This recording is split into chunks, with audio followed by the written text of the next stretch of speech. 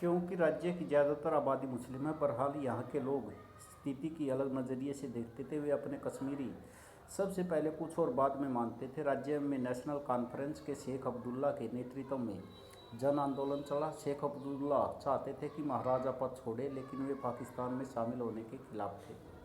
National conference एक धर्मनिरपेक्ष संगठन था और इसका कांग्रेस के साथ काफ़ी समय तक गठबंधन रहा। राष्ट्रीय राजनीति में कई प्रमुख नेता शेख अब्दुल्ला के मित्र थे। इनमें नेहरू भी शामिल थे। अगर बात यही है तो राज्य का नाम जम्मू कश्मीर और लद्दाख क्यों नहीं रखा दिया जाता?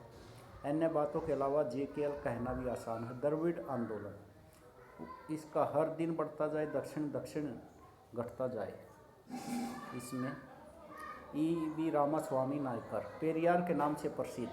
पेरियार, ये कई बार आता है कि पेरियार के नाम से कौन प्रसिद्ध है, तो EV रामास्वामी नायकर जो है 1900 प्रसिद्ध है। 19वाद के प्रबल समर्थक, जाति विरोधी आंदोलन एवं द्रविड़ अस्मिता के उद्भावक, राजनीतिक जीवन की शुरुआत कांग्रेस कार्यकर्ता के रूप में, आत्मसम्मान आंदोलन के जनक, ब्राह्मण विरोधी आंदोलन का नेतृत्व जस्टिस पार्टी के कार्यकर्ता और द्रविड़ कसंगम की स्थापना, हिंदी और उत्तर भारतीय वर्षों का विरोध।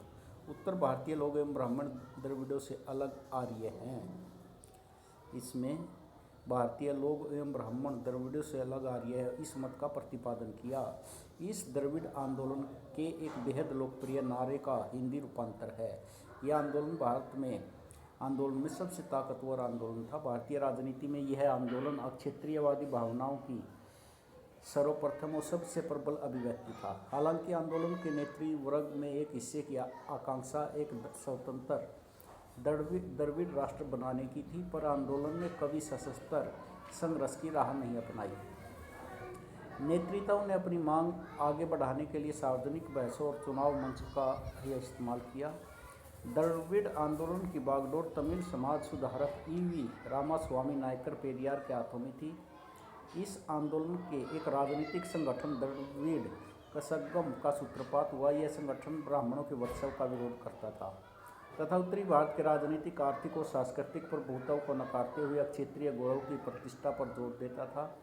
आरंभ में द्रविड़ आंदोलन समग्र दक्षिण भारतीय संदर्भ में अपनी बात रखता था, लेकिन अन्य दक्षिणी राज्यों से समर्थन न मिलने के कारण यह आंदोलन धीरे धीरे तमिलनाडु तक ही सीमित कर रह गया। बाद में द्रविड़ कसंगम दो धड़ों में बंट गया और आंदोलन की समूची राजनीतिक विरासत द्रविड़ मुनेत्र कसंगम के पाले में केंद्रित की गई। 1953-54 के दौरान DMK ने 3 सूत्री आंदोलन के साथ राजनीति में कदम रखा। आंदोलन की 3 मांगें थी। पहली, कल्लाकुडी नामक रेलवे स्टेशन का नया नाम डालिमियापुरम निरस्त किया जाए और स्टेशन का मूल नाम बहाल किया जाए। संगठन की यह मांग उत्तर भारतीय आर्थिक प्रतीकों के प्रति उसके विरोध को प्रकट करती थी। दूसरी मांग इस बात को लेकर थी कि स्कूली पाठ्यक्रम में तमिल संस्कृति के इतिहास को ज़्यादा महत्व दिया जाए। संगठन की तीसरी मांग राज्य सरकार के शिल्पक्रम शिक्षा कार्यक्रम को लेकर थी। संगठन के अनुसार यह नीति समाज में ब्राह्मणवादी दृष्टिकोण को बढ़ावा देती थी। DMK हिंदी को राजभाषा का दर्जा देने के खिलाफ थी। 1965 के हिंदी विरोधी आंदोलन की सफलता ने DMK को जनता के बीच में लोकप्रिय बना दिया। राजनीतिक आंदोलनों के एक लंबे सिलसिले के बाद DMK को 1967 के विधानसभा चुनाव में बड़ी सफलता हाथ लगी। तब से लेकर आज तक तमिलनाडु की राजनीति में द्रविड़ दलों का वर्चस्व कायम है। DMK के संस्थापक C. अन्नादुरै की मृत्यु के बाद दल में 2 फाड़ हो गया। इसमें एक दल मूल नाम यानी DMK को लेकर आगे चला, जबकि दूसरा दल खुद को ऑल इंडिया अन्ना द्रमुक कहने लगा। यह दल स्वयं को द्रविड़ विरासत का असली हकदार बताता था। तमिलनाडु की राजनीति में ये दोनों दल 4 दशकों से दबदबा बनाए हुए हैं। इनमें से एक दल 1996 से केंद्र में सत्तारूढ़ गठबंधन का हिस्सा रहा। 1990 के दशक में MDMK, PMK, DMD जैसे कई अन्य दल अस्तित्व में आए। तमिलनाडु की राजनीति में इन सभी दलों ने क्षेत्रीय गौरव के मुद्दे को किसी न किसी रूप में जिंदा रखा। एक समय क्षेत्रीय राजनीति को भारतीय राष्ट्र के लिए खतरा माना जाता था। लेकिन तमिलनाडु की राजनीति अब क्षेत्रवाद और राष्ट्रवाद के बीच सहकारिता की भावना का अच्छा उदाहरण पेश करती है। अक्टूबर 1947 में पाकिस्तान ने कबायली घुसपैठियों को अपनी तरफ से कश्मीर पर कब्जा करने भेजा।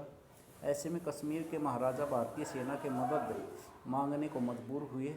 भारत ने सैन्य मदद उपलब्ध कराई और कश्मीर घाटी से घुसपैठियों को खदेड़ा। इससे पहले भारत सरकार ने महाराजा से भारत संघ में विलय के दस्तावेज पर हस्ताक्षर करा लिए। इस पर भी सहमति जताई गई कि स्थिति सामान्य होने पर जम्मू कश्मीर की नीति का फैसला जनमत सर्वेक्षण के द्वारा होगा। मार्च 1948 में शेख अब्दुल्ला जम्मू कश्मीर राज्य के प्रधानमंत्री बने। राज्य में सरकार के मुखिया को तब प्रधानमंत्री कहा जाता था। भारत राज्य में जो सरकार का मुखिया होता था तो उसको प्रधानमंत्री कहा जाता था। भारत जम्मू और कश्मीर की स्वायत्तता को बनाए रखने पर सहमत हो गया। इसे संविधान में धारा 370 का प्रावधान करके संवैधानिक दर्जा दिया गया।